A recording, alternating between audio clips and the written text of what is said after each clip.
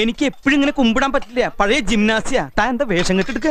എന്താ എന്റെ രാമൻകുട്ടി ഞാൻ 1000 പ്രാവശ്യം ഈ നായിന്റെ മോനോട് ചോദിച്ചതാ ചോറിട്ടെന്ന്. അപ്പൊ അവന്റെ അമ്മയുടെ വീടിന്റെ തൊട്ടടുത്ത് തന്നെ എന്റെ വീട്. എന്നിട്ട് അവൻ എന്നോട് ഇങ്ങനെ പെരുമാറണേ. ചേട്ടാ കുറച്ച് ചോറ് തൊട്ടപ്പുറത്തെ അലേനെടുത്ത് കഴിക്കടാ.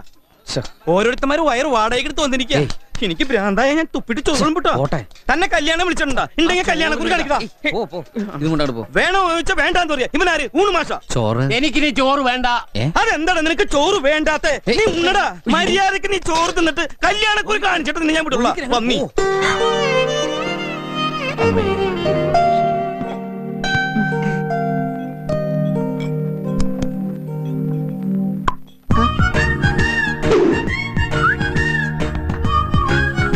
അവരൊക്കെ സദ്യ വിഴുങ്ങിട്ടിരിക്കല്ലേ.